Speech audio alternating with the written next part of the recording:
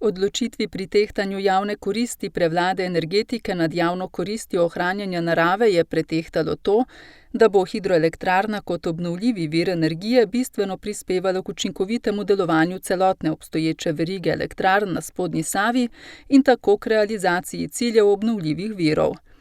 V Društvu za preučevanje rib Slovenije so oktobra letos ob najavi začetka postopka prevlade javne koristi nad koristjo ohranjanja narave izpostavili, da gre za nadaljevanje netransparentnosti države. V društvu vztrajajo, da uničenje narave in varovanje habitatov, ki bi jih prinesla izgradnja hidroelektrarne Mokrice, nikakor ne odtehtajo proizvodnje manj kot 1% elektrike, ki jo letno porabi Slovenija.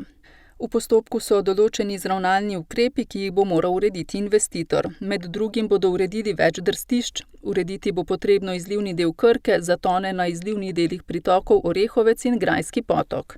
V družbi hidroelektrarne na spodnji Savi, koncesionarju po zakonu o pogojih koncesije za izkoriščanje energetskega potenciala spodnje Save, pozdravljajo odločitev Vlade Republike Slovenije. Kot pravijo, so sedaj izpolnjeni vsi pogoji za nadaljevanje integralnega postopka izdaje gradbenega dovoljenja za hidroelektrarno Mokrice.